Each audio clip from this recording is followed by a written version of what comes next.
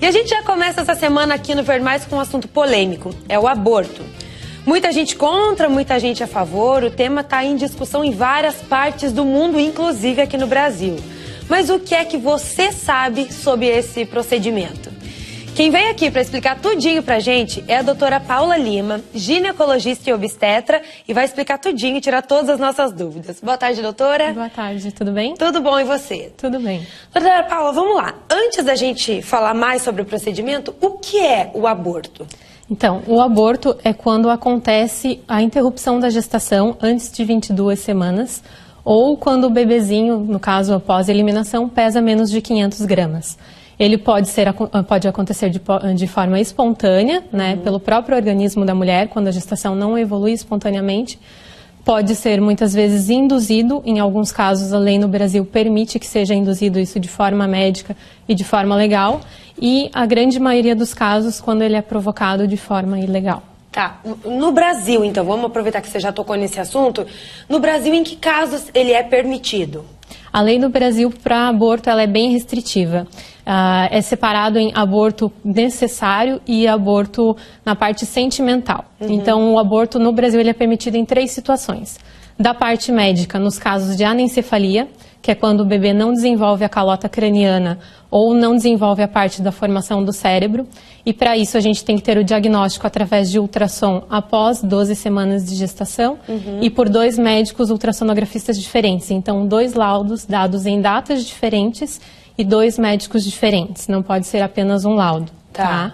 Ou em casos de risco de vida materna, comprovado também por 2 médicos e laudados também por esses 2 médicos. Entendi. Esses são os casos que no Brasil a mãe poderia ir fazer, essa futura mãe, né, poderia ir fazer um aborto. Permitidos por lei. E esse procedimento mesmo do aborto? Então, no caso dela, né, foi aprovado, está dentro da lei, enfim, o que é legalizado, né? Isso. Como é que funciona esse procedimento? Só colocando também que dentro da lei é permitido nos casos de estupro, que daí não é caso por indicação médica, mas por causa da mulher ter sido violentada, né, sofrido uma violência sexual, também é liberado que a mulher possa não levar essa gestação pela frente, então pela parte emocional. Tá, então vamos lembrar. É no caso de anencefalia, como você falou, estupro ou de risco de morte materna. Da mãe. Tá, Isso então mesmo. esses são nesses casos. E aí vamos lá, então como é que funciona o aborto, doutora? Então, a partir do momento que existe uma dessas 3 indicações, a mulher deve procurar o seu ginecologista e obstetra, conversar com ele e essa mulher é encaminhada para que isso possa ser feito em um ambiente hospitalar com segurança para ela e para o bebê, tá? Para evitar risco de hemorragia e risco de infecção. Essa mulher é internada no hospital e fica sob vigilância médica para a realização desse procedimento, tá? Nos casos iniciais, abaixo de 22 semanas, a grande maioria das vezes isso é induzido através de medicação. Comprimidos que possam levar o colo do útero a abrir e a mulher eliminar esse feto espontaneamente, tá? A partir de 22 semanas, aí já tem algumas restrições da parte médica que a gente precisa avaliar para ver se vai poder induzir com medicação ou não. Tá? Ver se essa mulher já tem um histórico de mais de uma cesariana anterior, porque se ela tiver cesariana a gente já não pode usar uma dose alta da medicação pelo risco de hemorragia interna. Tá? Ver como é que está o colo do útero dessa mulher para ver se tem indicação das vezes precisar dilatar de alguma forma mecânica que não medicamentosa. O aborto em si, ele feito ali, ele representa algum mal para a mulher posteriormente? Posteriormente, desde que acompanhado, não, né? Todos os casos de aborto existem um risco de infecção e hemorragia, tanto no procedimento, em maiores riscos nos casos ilegais, porque não são feitos dentro do hospital, existe um risco maior dessa mulher ter uma hemorragia e vir a perder o útero. Né? Nesses casos, então, que é feito fora de hospitais, né? Os abortos clandestinos, que a gente escuta muito falar. Que riscos isso pode representar? Grande maioria dos riscos das mulheres que a gente pega no ambiente hospitalar após esse procedimento é infecção. Tá? Essa mulher pode ter uma infecção desde local, na parte uterina, e que daí pode levar ela a risco de perda do útero, ou uma infecção generalizada, hemorragia com risco de morte. Com risco de morte. Então é muito sério isso mesmo, Sim, né? Sim, é um caso bem delicado e de extremamente de risco para as mulheres. Tanto que a gente tem uma avaliação da OMS, no ano passado, abortos induzidos clandestinamente foram a maior causa de morte externa de não doença para as mulheres, fora acidentes de trânsito. Então já é a segunda causa mundial de mortes, no caso, não causadas por problemas de saúde. Mas o que leva as mulheres a fazerem esse aborto clandestino? O aborto feito, esse legalizado, ele é muito caro, é inacessível ou porque não está dentro da lei, na verdade? Na verdade, né? A grande maioria dos casos que a gente pega é justamente por não estar dentro da lei. A grande maioria das pacientes que chegam para a gente no hospital, que não tiveram um aborto porque a gestação não evoluiu por algum problema no bebê ou por algum problema materno, que elas provocaram o aborto, é por uma gestação não desejada. E na grande maioria das vezes a gente não tem nem como saber se elas provocaram ou não. Existem sinais que a gente consegue ver, né, através do exame físico, pelo odor vaginal, às vezes algumas perfurações no canal vaginal, até no colo do útero, mas nem sempre isso é perceptível. Então, na grande maioria das vezes, esses abortos clandestinos são feitos por uma gestação não planejada ou não desejada. E normalmente esses clandestinos não são feitos por médicos? Exato, são feitos às vezes pela própria paciente.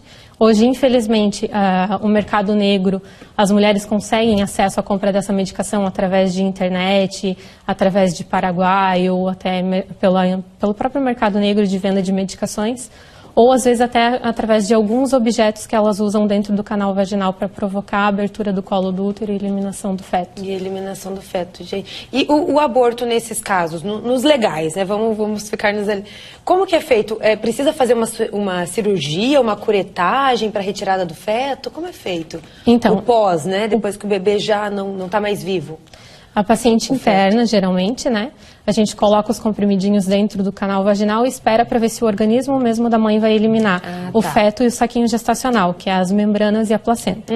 Se isso não ocorre de forma espontânea, através da medicação, aí ela precisa fazer um procedimento, que pode ser a curetagem uterina ou o esvaziamento por aspiração, que se chama AMIL, que é um aparelhinho também que a gente coloca dentro do canal vaginal.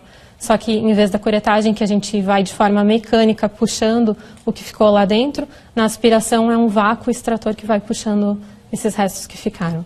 Corre o risco da mulher ficar estéril depois de fazer um procedimento, passar por um procedimento como esse? A infertilidade, nesses casos, ela pode acontecer quando existe o risco de perfuração e hemorragia, no caso, se evolui para uma perda uterina, ou nos casos em que acontecem muita formação a gente chama de tramas dentro do útero ou sinéquias. Quando a gente passa a cureta, muitas vezes, ou quando a mulher sofreu mais que uma curetagem, existe o risco de fazer algumas tramas lá dentro do útero, que são chamadas de sinéquias, que podem prejudicar a gravidez dela, sim. Que podem prejudicar. Essas tramas e sinéquias a gente consegue resolver depois através de uma videoesteroscopia. Entra-se com o aparelhinho e se resolve. Não é comum na primeira curetagem, é muito mais comum em mulheres que já tiveram histórico de 2 ou 3 curetagens. E a questão é assim, chega lá, por exemplo, no hospital, no consultório, enfim, para vocês, uma moça que acabou de passar por um aborto, um clandestino, por exemplo, mas ela vai lá para se tratar desse aborto que já foi mal feito, enfim, que pode ter causado muitas consequências, muitos problemas na saúde dela. Existe o sigilo médico também por conta disso? Na grande maioria das vezes elas não falam pra gente que elas provocaram, porque elas sabem que elas podem ser punidas perante a lei. Né? Porque elas podem ser denunciadas. Sim, porque elas podem ser denunciadas e até porque a gente precisa colocar em prontuário médico quando é provocado e se elas relatam pra gente, né? Porque como é crime, a gente não pode ser conivente com isso, né? Mas a grande maioria das pacientes que provocam espontaneamente, elas não falam pra gente. Tanto que algumas a gente até desconfia pelas alterações no nível de sangramento, o nível da dor, o cheiro do canal vaginal, mas se ela não afirma, se ela não confirma nada, não tem como a gente comprovar. Tá certo. Chegou uma pergunta de telespectador, vamos colocar aqui na nossa telinha? A Liliane disse assim, eu tive um aborto espontâneo, eu posso engravidar novamente sem tratamento? Então, Liliane, na grande maioria das vezes sim, tá? O aborto espontâneo, ele acontece em até 20% das mulheres que estão gestantes no primeiro trimestre, ele vai acontecer de forma espontânea, tá? Ou porque o saquinho gestacional não se formou de forma correta, ou porque o teu óvulo não se juntou com o espermatozoide do teu esposo de forma correta e não se colou da forma correta na parede uterina. um aborto espontâneo não é indicação de precisar fazer tratamento ou de precisar investigar. A gente começa a investigar quando a mulher começa a ter a partir de 2 ou 3 abortos espontâneos, que é aquela mulher que tenta várias vezes engravidar, a gestação chega até 9, 10 semanas e não desenvolve, ou o bebezinho acaba perdendo o batimento do coraçãozinho. Nesses casos de mais de um aborto espontâneo, a gente precisa investigar para ver se aquela mulher não tem algum outro problema de saúde. Antes disso, então, não tem necessidade, porque é uma coisa natural de acontecer. É uma coisa natural que pode acontecer. Não necessariamente é um problema com a mãe, né? Não necessariamente seja um problema com ela e nem um fator genético. Por exemplo, muitas mulheres questionam, a minha mãe teve um aborto, minha irmã teve um aborto, eu vou ter também. Não, isso não está relacionado nem à genética e nem à parte da saúde daquela mulher, a não ser que ela tenha mais de um aborto. Aí sim a gente precisa investigar. Tá certo então, doutora. Obrigada pelos esclarecimentos, pela sua participação Imagina, aqui no Ver Mais. Eu que agradeço. Obrigada.